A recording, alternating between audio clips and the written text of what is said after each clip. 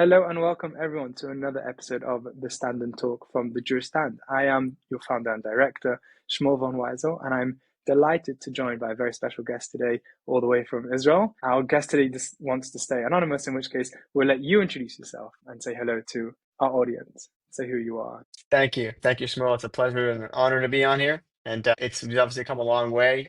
Shmuel and I actually served in the same unit in the IDF. It's good to see you happy and healthy and well with this wonderful organization that you've been helping to run. Truly an important work. A brief personal history. I grew up in the United States. Like so many of us, I identified a true calling and service to come and join the Jewish land and the Jewish people. And doesn't have to be because of a political calling.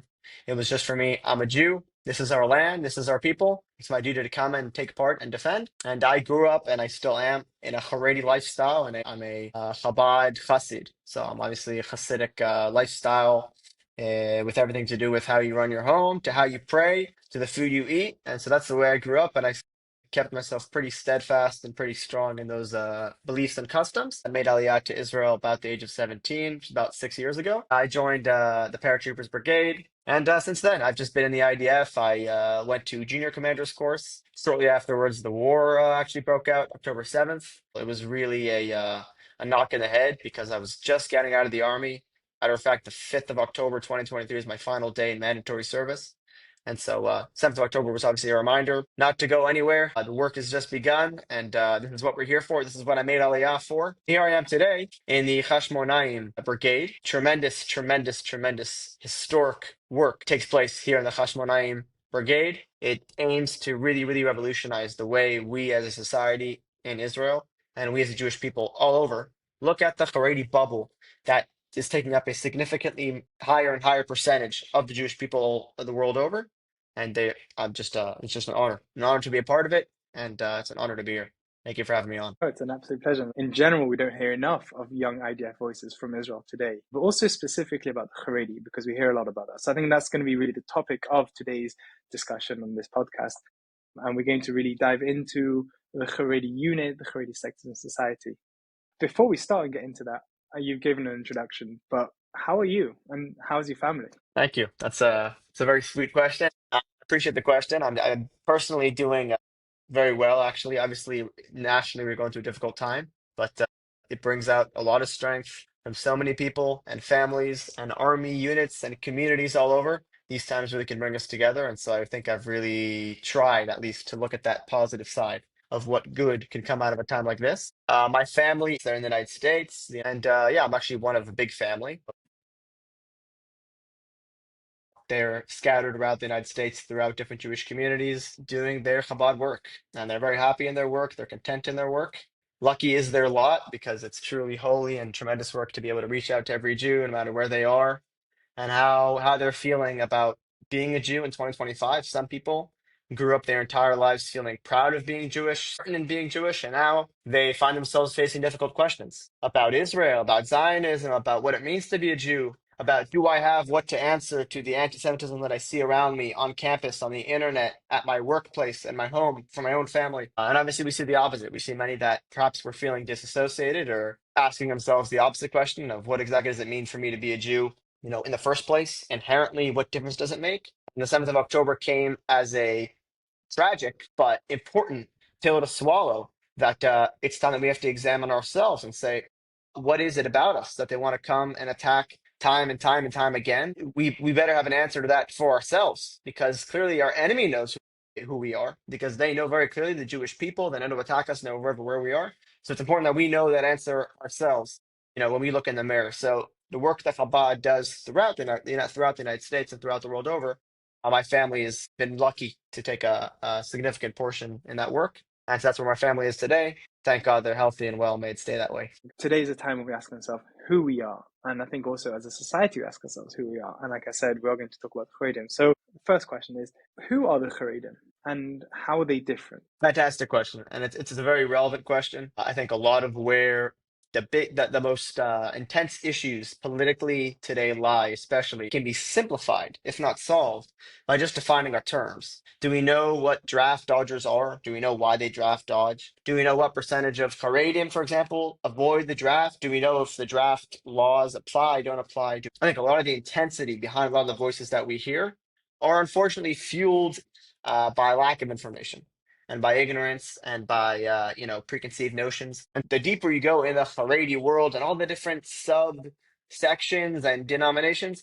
you find there's a lot more common denominators than there aren't. In my personal belief, the problems and these issues are actually a lot more centralized. They're almost more concentrated than they would otherwise seem. I think they really come down to some core issues on both sides, both on the Haredi side, which I think I could speak for more authentically, and obviously those on the other end who, of course, it's complex, but I think there are some core basic tenets here that, thank God, if we just understand them and we look into them, they can be resolved just like they were created in the first place. So a Haredi, who is he? A Haredi, when it comes down to it, is a way of life that says, as a religious Jew, put my belief in Hashem and put my belief in God and my trust, and therefore, because of that belief, because of that connection, my observance and my tradition above all else.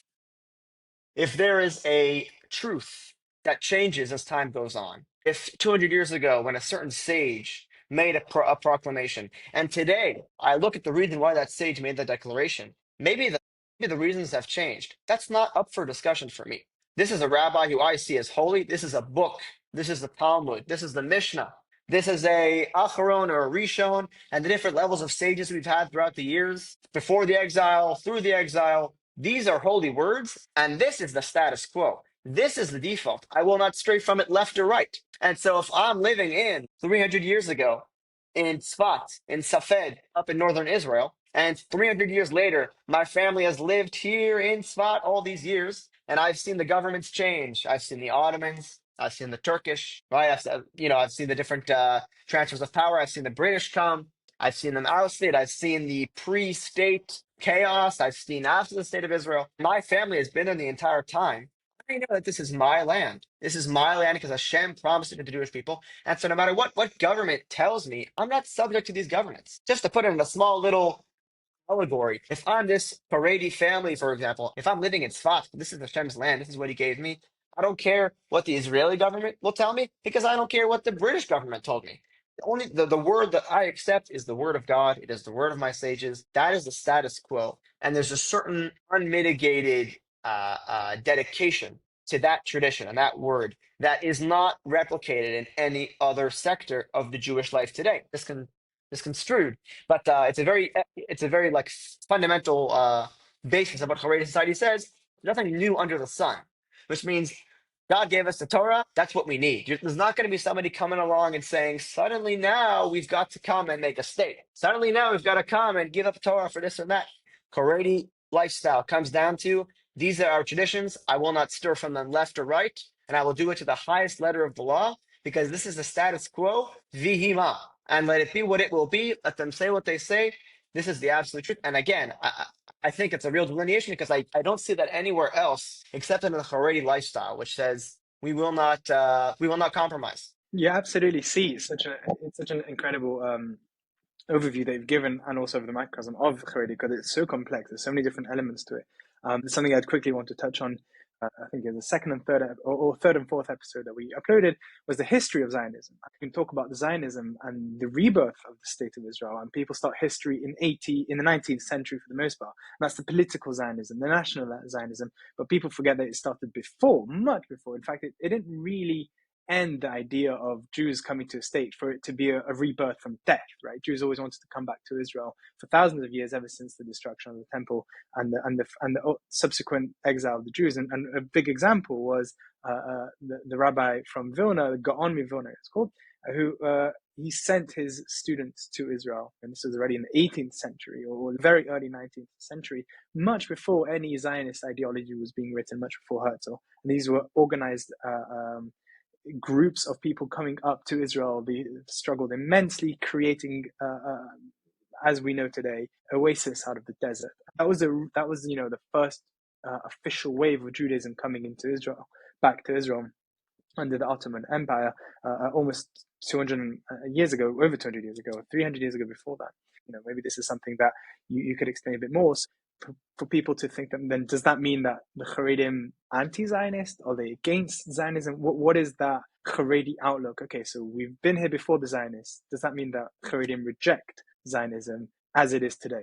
Excellent question. Let's split it up into a few points. First, piggyback off what you just said, which is very true. The idea of Israel being our land and our status quo that we would want to establish is that the Jewish people are in the land of Israel. In fact, there are entire mitzvot, like the Yovel year, right, once every 50 years. And that rule is delineated by, among other things, if the majority of the Jewish people are in Eretz Yisrael, are in the Holy Land. That's So the it's Jubilee, important. which are Jubilee commandments for those who miss Correct. the And you Hebrew. could go to the Gaon of Vilna, you can go to the Alter Rebbe, who was, so to say, his rival, or the Ramban, and many before who tried and didn't succeed to get to Israel because of the exile, because of the treacherous journey they had to get through in order to try and come there, because of the empires and different rulers that were very, very obviously anti-Semitic. The history speaks for itself.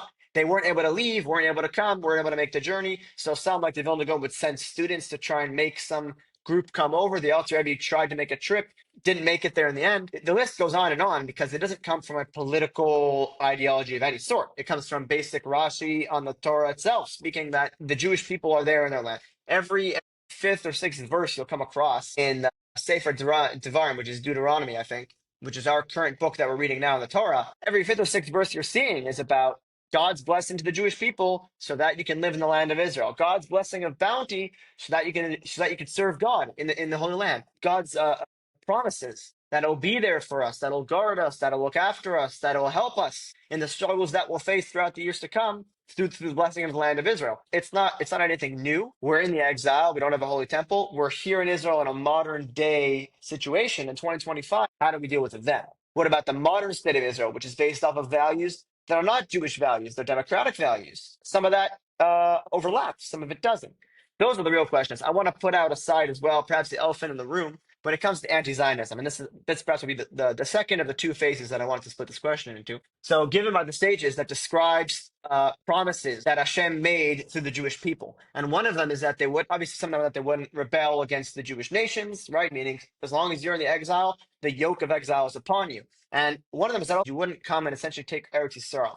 Now, even amongst those who do say that that's something that's literally taken in halacha, that's literally Jewish law, which is unprecedented. It's very rare in halacha. It's never really happens. You'll bring down a halachic ruling straight from some allegoric message in the sages. There are plenty of sages like the Maharshal, for example, or Maharal, who will take these allegoric sayings and help us translate and understand them to say, what are the practical implications? What do the sages mean? There are plenty of stories in the Gemara where the Gemara was the Talmud, and they'll be there to explain it to us, and they'll be there to guide us through what's the practical lesson for us, because it obviously isn't to be taken literally. So I want to put aside those who do believe that being in Israel is a sin in and of itself, and we should specifically let the exile take its course, meaning we should just learn the Torah, pray to Hashem, and run when the danger comes, because we're not here to be taking up arms and fighting back the Jews. And they have their own school of thought. It's a school of thought that should be respected, should be taken seriously, because there's a lot of depth to it once you actually go into it. But that's the extreme minority when it comes to anti-Zionism, is if Zionism isn't Judaism, then the Haredi world wants no part in it. And if Zionism is Judaism, then we don't need another word. We don't need another movement. We don't need another political body and another flag and a symbol and a whole body of government. We have Judaism, and it's what's kept us. It's what's kept us who we are for thousands of years. So Zionism is obviously hard to quantify because it means something different for everybody else. I think when the Frierdiker Rebbe, the sixth Chabad Rebbe, experienced in Russia, but a famous Jew in Soviet Russia who, through the Enlightenment, left Judaism. He was a brilliant Jew and a brilliant Torah scholar. He would come and rattle on the Frierdiker Rebbe's actions in Soviet Russia to the Tsar, because he was a Jew, like we said, a very studious Jew, and communist Russia outlawed any kind of communal Jewish service. And obviously, the sixth Chabad Rebbe was having none of that. He would make secret services. He would do a Brit Milah. He would do Shabbat. He would do Jewish weddings. as much as he can. He would put on tefillin.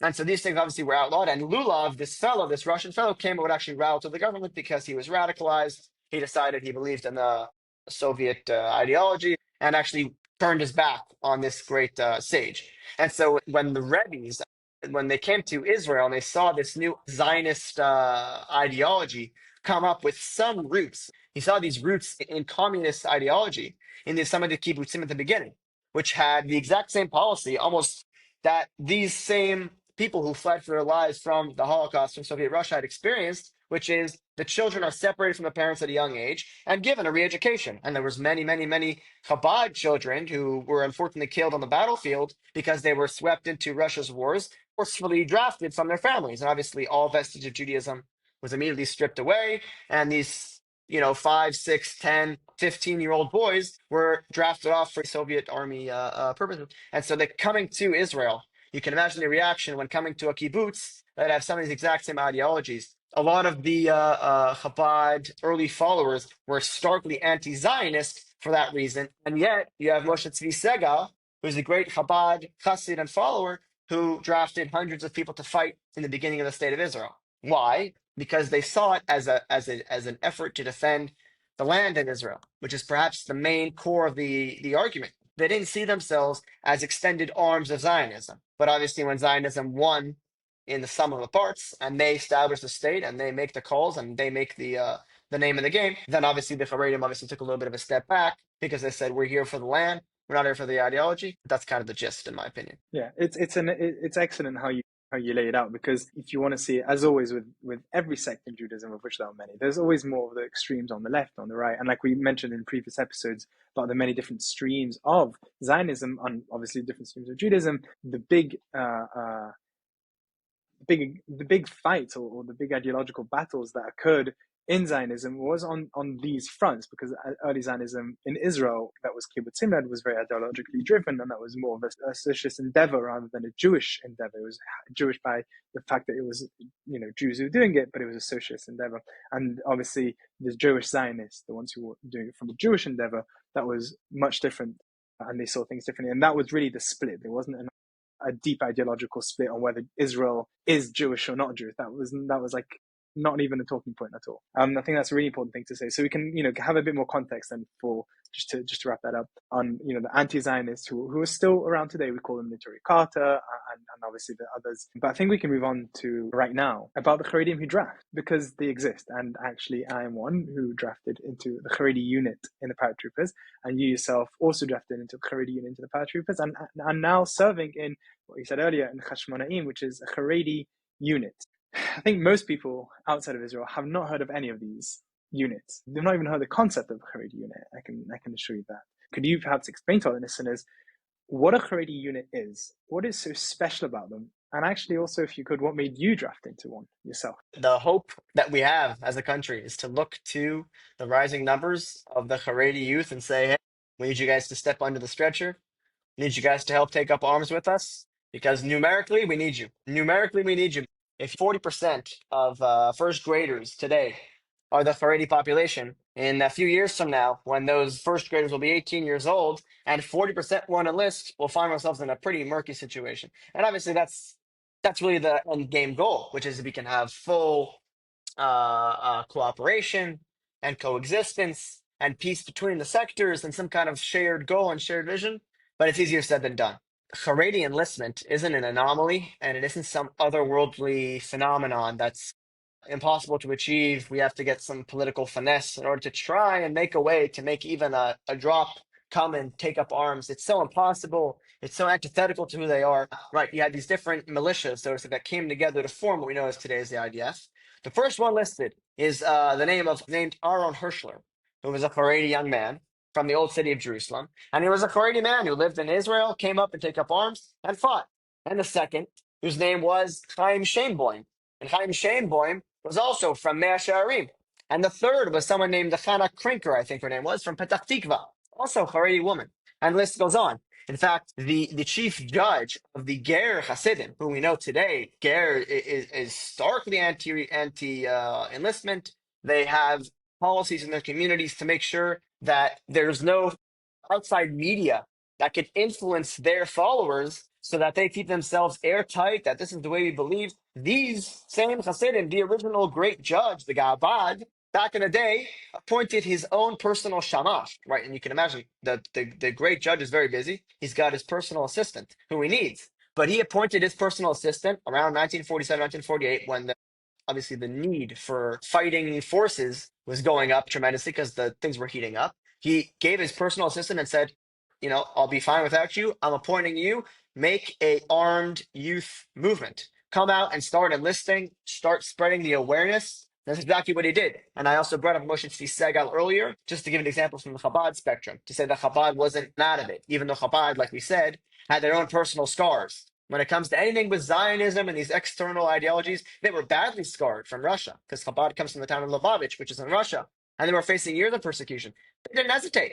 They didn't hesitate. It's called Sava Sha'ah. This is what the hour requires from us, to take up arms, to join. Eliyahu Glomov was the founder of the Haganah. We celebrated him as a Zionist icon because he was the founder of the Haganah, and the Haganah pretty much became what the IDF was today. So he's, in a way, the founder of the IDF entirely. And Yeshua Glomov, who's a fine Zionist fellow, he actually gave the Medal of Honor, like the original Medal of Honor of the Haganah, called Rishon LaHaganah, the first of the Haganah, to a Haredi man called Yoshua Stumpfer, I think his name was. It's in Hebrew, it's easier to pronounce. And he was also a Haredi rabbi in his village who, while they were being attacked on Shabbat, closed his books, closed in the prayer service, took up his rifle and his horse and went out to town. And obviously the public spectacle of the rabbi is coming, the rabbi is getting on his horse, they're out on Shabbat, was enough to bring the town with him, and they repelled this attack from these, local Muslim hoodlums who were coming to take over. They're coming to attack their town, as was happening many times during that time. And he took up arms, and he according to Yeshua Glomov, was the epiphany. He was saying this is the epitome of what it looks like for somebody who's just living their life, sees they're being attacked, and doesn't hesitate, takes up arms, galvanizes their community and comes to fight back. And so he gave him this unit of this Medal of Honor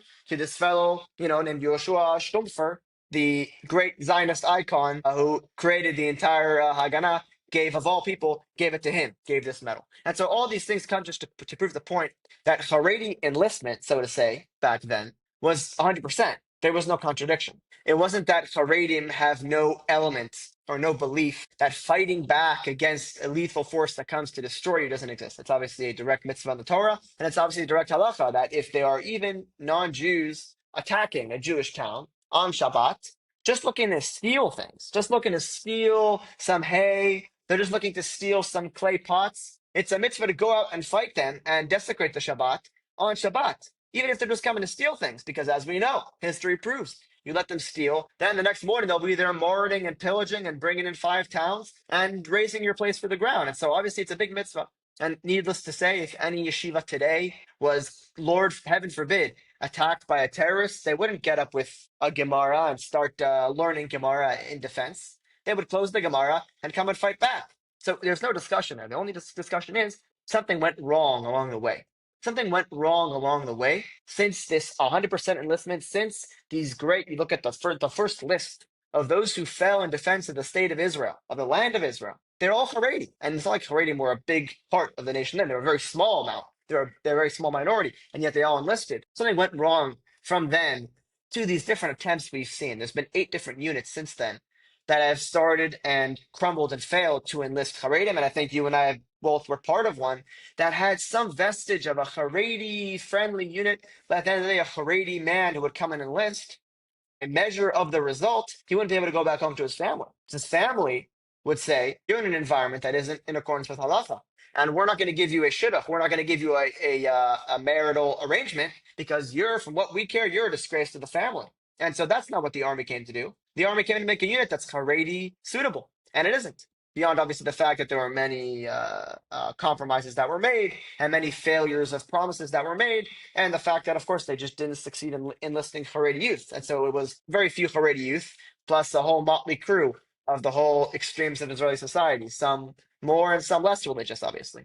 So something went wrong along the way. And to put it very shortly, there are a few cardinal cases that happened at the very beginning of the IDF's forming, when these militias came to what the IDF is known today, this big conglomerate, this official bureaucratic body, that really spoiled a lot of the Haredi willingness to come and enlist. And obviously, we know some of them as the Parashat Tabachim, which is the Cooks incident, where there was a Haredi unit in the IDF, a very strong and prominent unit in the IDF called Plugat Elokim, a part of the Alexandroni unit, and they were forced to cook on Shabbat. Now, keep in mind, before they were the IDF, when they were sort of say these independent militias, the Lechi and this and the Esha and the Haganah, it was a lot easier that you have your own book and bind. You have your own way of going about things. You have your own code of law. We don't cook on Shabbat. We eat canned food or whatever it is. Or we cook food before Shabbat. But now that it became the IDF as a whole, suddenly you have this new law and order. And if it isn't, in direct sync with Judaism, then what are you going to do about it? So they declined to cook on Shabbat and they were put in prison. And when Rav Goren came and protested, and he said, "What is this about?" Rav Goren, obviously the very prominent, legendary first rabbi of the IDF and a very, very strong fighter and believer that being in the IDF and being religious is in no way a contradiction. It's quite the opposite. He actually failed to protest the court, and the court, in response to his uprising and his protest, actually shaved these Haredi men, shaved their pay clean, shaved their beards, and shaved them as a way of humiliating them, saying, "You think you're going to try and uprise against the military discipline? No way, not with us. You were going to shave your head. We're going to make a public spectacle of you." And they lengthened their sentence by like 300%. Anyway, this is one of a string of about 8 or 9 cases throughout the first couple years of the IDF's founding that came to a very core understanding.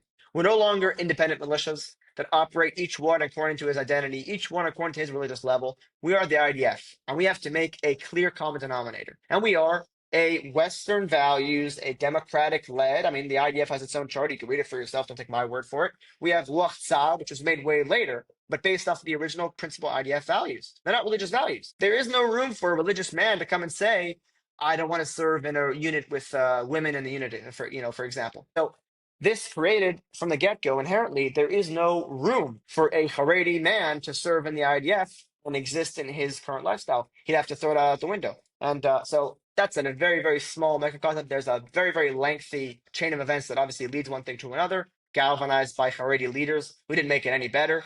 And that brings us to today, where the IDF, after October 7th, has decided to do something that's very brave, which is let's make a unit that really accustoms ourselves to the Haredi lifestyle fully. And all we ask in return, do the job you're there to ask to do, which is to defend, which is to fight, which is to put on the uniform and come and take part. You don't have to be part of any social engineering and any values that we want to put upon you. You don't have to be a part of any national holidays or any other values that aren't directly Torah, because I guess maybe they realize it really isn't a contradiction. You can be Haredi, you can be religious, you can serve and defend the land and the people of Israel proudly and in a full manner. I mean, these guys here are full Haredi soldiers, 100%, and without having to sacrifice any part of your lifestyle. So that's kind of the evolution that the IDF went through. It's a shame they woke up to it now, but I'm glad to see it, and they're doing tremendous work. And this is, of course, as part of your Hashmonaim unit, which you mentioned that you were part of, Right. also instrumental in creating, which is crazy, creating such a big shift. Because, like you said,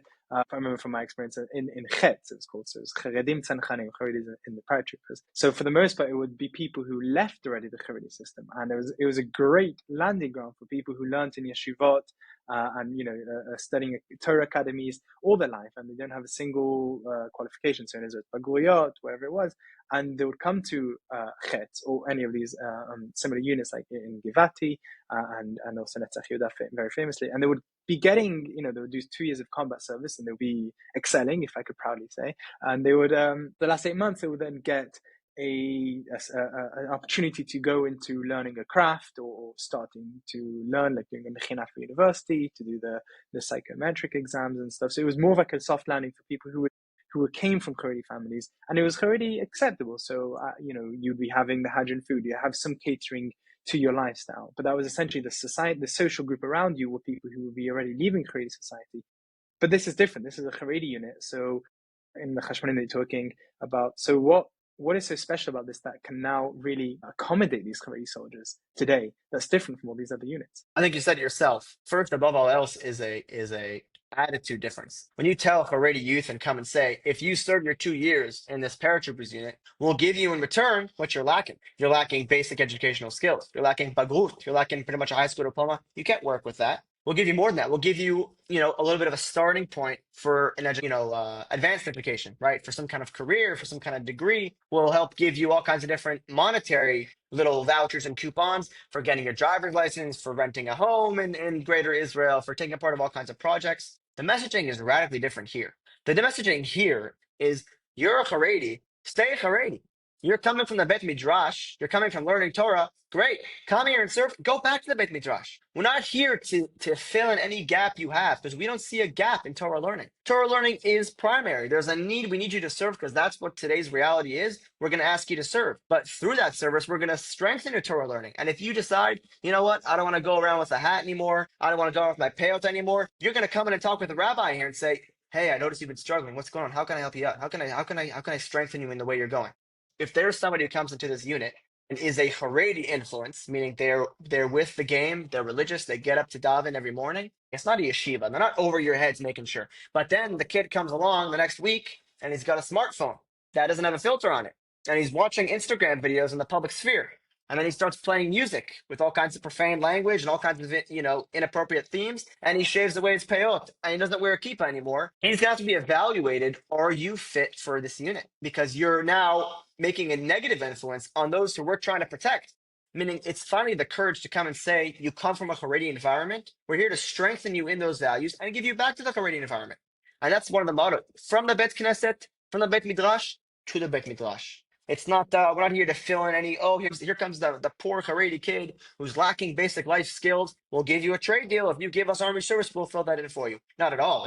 We respect where you're coming from. We appreciate where you're coming from. We see the need in where you're coming from to learn Torah. That protects us just as much as the army does, to a certain extent. That's what Jewish law believes in.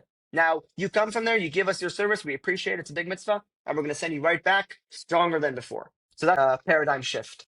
For those who don't know the politics of this Haredi draft in Israel, it's such an incredible shift to have this. I was in a talk by, him, Ophir Winter, right, a very famous Israeli general, who was actually the first person to create a Haredi unit outside of Netzach Yehuda. So he did have that vision of doing Haredi soldiers. So this first Haredi unit, the commanders they were given were the only secular commanders that from the pool of commanders, and the religious people who were closer to their ideology, at least they're not sharing the same, but closer to their way of life, were given elsewhere. And there was this kind of very interesting mentality, like you said, from the IDF side as well. Can't lay the blame on the IDF because it's such a complex topic, but it's definitely something that the IDF didn't make it easier for soldiers to Haredi soldiers to draft and stay Haredi. And this today, what you're saying is such a fundamental shift. So let's talk more about the Haredi side, because from outside Israel, when we want to support Israel, it gets a bit more complex sometimes, because then there's protests against the government, and there's for the government on the left and the right, and even Haredim today protesting against IDF soldiers, right? Against drafting to the IDF in the streets right now. Okay, so Hashmonaim exists. What is stopping Haredim from drafting today? Should they even be drafting?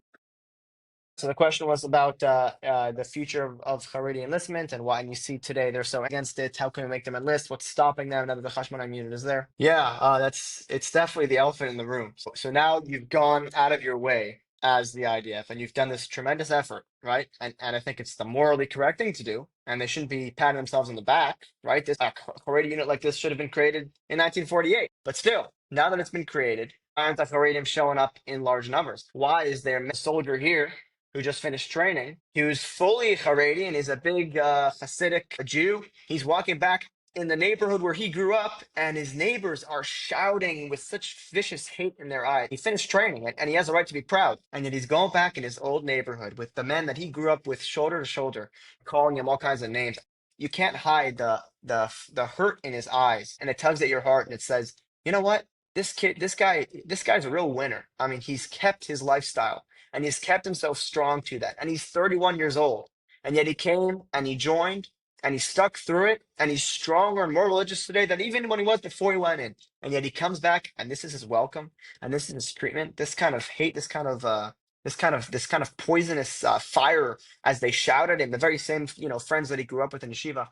And I think it's actually the perfect place to point to look to the depths of what we're up against. What we're up against as those who seek unity, which is once upon a time, there was a real direct reason for a problem, and you solved that reason, the problem was gone. Meaning, if you really made the IDF, let's say 70 years ago, you really made it that was a suitable place that a Haredi could come and enlist. You made Hashmonaim 70 years ago. I think the landscape would be very different. But it isn't 70 years ago. And today there's been so many rabbis in the Haredi community who have said all kinds of statements about the IDF that started as statements and started as rallying cries. And today are almost like law on the streets. They're almost like law on the streets. And even if a guy like that comes and joins Hashmonaim and he's serious about what he does, and he comes out the other side stronger religiously and obviously stronger physically and professional, and he's a lethal war fighter, and he's been trained and all these wonderful things, he can come out there and say, hey, look, it's possible. I can prove that it's possible. Look at me. Look at this. Let's celebrate what we have. Let's take those 20 to 25% of Haredi youth, 18 to 24 years old, who are not in yeshiva either full time or only once or twice a week.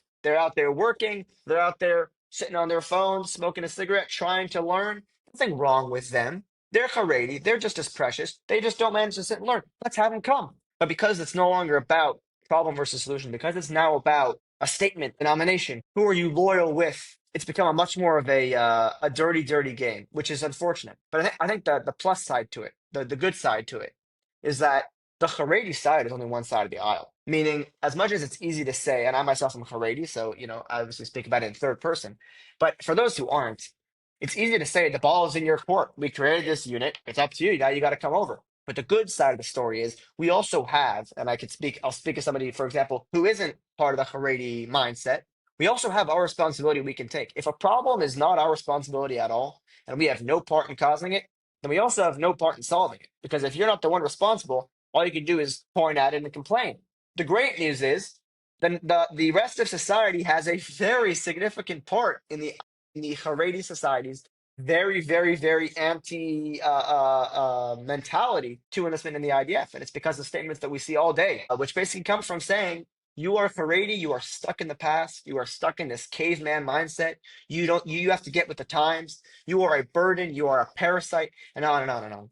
When we educate ourselves to hold back and say, I want to see what it means to be a Haredi. I want to see is there real dedication? Is there a real wanting to help in the Haredi community? Or do they just want to suck off resources all day long and not do anything back? And we'll discover very quickly the myriad chesed organizations. Which kindness organization are you going to take part of? The hospital volunteer organization, the one that gives clothes to the needy, the one that helps out those on the Chagim, the ones who help after natural disasters, the ones who help with Zaka, who go in and do the most difficult, grueling work that obviously myself and many other soldiers saw with their own eyes after October 7th, combing through homes with the most disfigured and difficult to take part of searches for victims, for Jewish victims, to come and help give them a Jewish proper, a respectable burial. They want to help. They want to give that. You have to believe it because you have to learn about it. And if you learn and you delve deep into it and you see why, there are not only people behind these Haredi faces who are screaming in the streets, they're my fellow brothers and sisters. And I have more in common with them than I thought because we both believe in the same thing. Hashem is the one who makes the calls. This is our land. We have to defend it. They believe and they're with you on that 100%.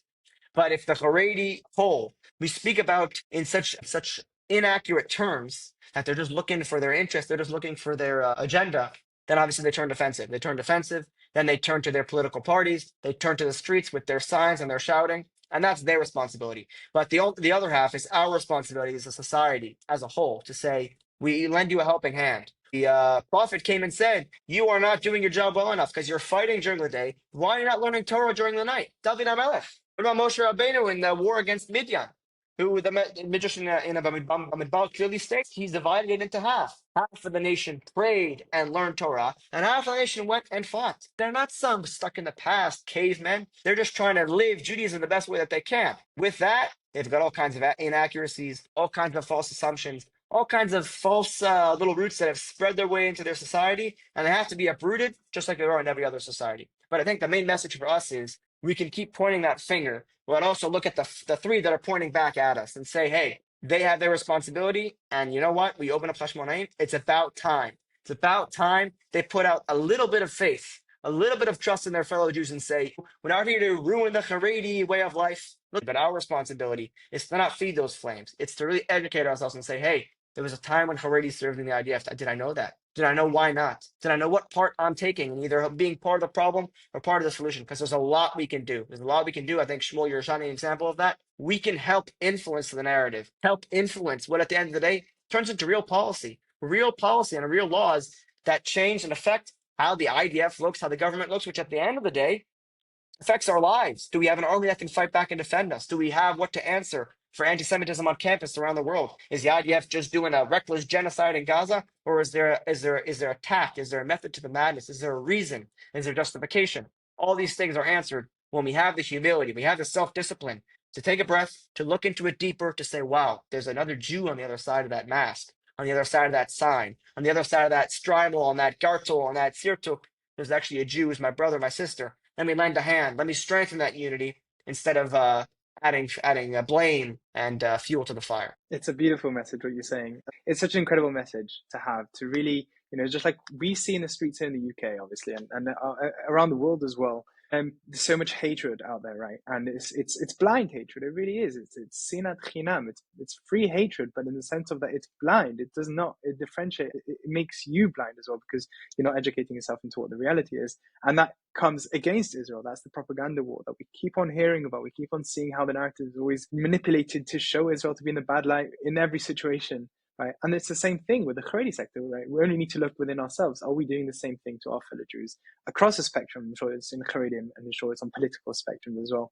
And it really then, it's an amazing thing to hold that mirror to ourselves. Are we doing something better to make the world a better place, to make our society a place, to make our Jewish peers feel more comfortable in our world together, because that's what we're all about. So I have one last question for you then, after your message to the people outside, how we can help the Haredim into the draft today and how we can see a better world. What is your, I guess, coming to your perspective, or to what you dream about? What do you see the future, not only of Haredim, but of Jews around the world, young Jews like us who care about Israel, care about Judaism, in a world that it's increasingly hard to do so? What is your message to those Jews around the world? Wow, that is really a struggle. Yeah, and being outside of Israel right now is sometimes not even simpler than being a Jew in Israel because here at least you're surrounded by your brothers and sisters, and the noise outside you can kind of distance. But when you're on campus and you get shouted "dirty Jew," when you're in New Jersey, I think it was, and your car is being burned because a member of your family served in the IDF, we see these stories every day, and in a lot of time, in many cases, they're even more frightening than it is to be in Israel. Because, like I said, here you're with your brothers and sisters. You're not alone, alone amongst the wolves. I think I see the future, though. Fortunately and unfortunately, I don't see it getting any more repairable outside of Israel. I don't see anti-Semitism on campus being combated, and I don't see policy coming in and saying, uh, blaspheming Israel and assaulting Jews in Amsterdam and in England and in Australia, just to name three places where it's happened many times, because they have a connection to Israel. Assaulting them is outlawed. I don't see that happening. I see, well, that's the state of the exile that we're in. That's the difficult state of living amongst nations who, as much as we try as naive Jews of 2025, as much as we try and believe it, they're not there for our best interests. They're not. And it's been warned from our sages, from Rabban Gamliel and Rabbi Yeshua ben Levi, many times in the Mishnah, and the Gemara, and the Talmud. If you trust in the nations of the world to be there for you, you'll find yourself serving them when it's in their benefit. But then suddenly, when it's your time of need, they'll turn your backs and say, "Who? The Jews? I don't know who they are. Go do with them as you'd like." And so I think the lesson is, obviously, you asked about looking inwards. It's exactly the solution. It's to look to one another and say, you know what? The governments of the world, the law bodies, and the governing, the voices on the media. Sure, it's important we make our stand and we make sure we defend our positions and keep ourselves safe, of course. But the victory isn't to be had when we spam enough accounts on Twitter or on the internet, making a stand and marching in the streets, the Jews, Israel is a moral, just place. That's not where the real battle is to be fought. It's that we ourselves know what to answer for ourselves. We are a proud Jewish nation. This is our land. It's not an occupied land. It's not a stolen land. We aren't barbaric killers. We are the most moral military on earth. To believe in those things, to study about those things, to look inwards to ourselves and say, wait a minute, I'm a Jew. Do I feel shame? Oh, I don't associate with them. Oh, the rest of the Jews, I think they're archaic. They're stuck in some kind of, the old of time, sometime, somewhere. They didn't get the message. It's 2025. It's time to change. That's where the real work has to be had. The internet and the voices of the world and a million countries declaring there's a Palestinian state and Israel's illegitimate. Let them bark. They've barked for so many thousands of years. Yeah, we could say something to them. We can try. The main effort to be had, save your energy. Save your energy. Let them bark. The main thing to be had is to look inwards to yourself and say, I am a proud Jew. What's a mitzvah that I can do today to help Israel? To look for your brother and your sister on your right and your left and say, hey, I see you're a Jew on a campus somewhere. Anything I could do for you? Hey, I see you're a Jew in a New York downtown suburb. I saw your mezuzah got ripped off. I'm going to buy you 2 new mezuzahs. And I saw that the Jewish school was getting marched outside and being protested. We're going to make 2 new schools. And when Hanukkah comes around, make more Hanukkah lighting. And when Pesach comes around, make another Pesach Seder. That's the way to respond. And I'll just end off with the famous Midrashic saying that says, when you're being attacked by a dog, you can't come and get down on all fours and start biting and trying to out-scratch the dog. Because you're not going to win a fight against a dog. A dog is a more vicious dog than you are. You're a human being. And that's exactly the key. If you stand up strong, you look at it in the eyes and you fold your arms and you say, you're a dog. I'm not afraid of you. I have my own more important things to do. I'm a human being on my way to work. I'm on my family. I'm on my way to pray to God. That's the ultimate victory. And that's exactly this week's parsha. It says, when you go to war, on your enemies. It doesn't say against your enemies because we are above our enemies. We don't go face to face. We don't growl and scratch in the hands of another dog because we're not interested. That's not our game. That's not how we do it. We don't go on internet and we try and scream louder than they scream. Again, that's not the victory we're after. We're here to look into ourselves and say, we are a Jewish nation. We are proud and united under Hashem. That's the real victory. And they'll come and they'll go just like I have 1,000 times before. And so obviously, may Hashem bless us. And we succeed in doing so. We succeed in vanquishing our enemies, above our enemies, by blocking them out, saying, I'm a proud Jew. That's what I need. I'm prouder and I'm stronger and I'm more observant and I'm more connected and I'm striving for unity amongst the different denominations of Judaism, because that's really the most important work and nothing else. May Hashem give us the merit that we're able to do so. Amen. Thank you so much for that. What a beautiful message to end on. Thank you so much for your time and for joining us on this First, Stand and thank Talk you. episode. It was an absolute pleasure to have you and to hear from you. Such an important voice in our world today. Make sure to check out and subscribe if you haven't already on the Jewish Stand, on our YouTube and on Spotify. We have our Instagram and LinkedIn, as well as our website, thejewishstand.com. Make sure to follow us to stay updated with these more insightful and important conversations. Thank you so much for joining us today, and I'll see you all in the next episode. Goodbye.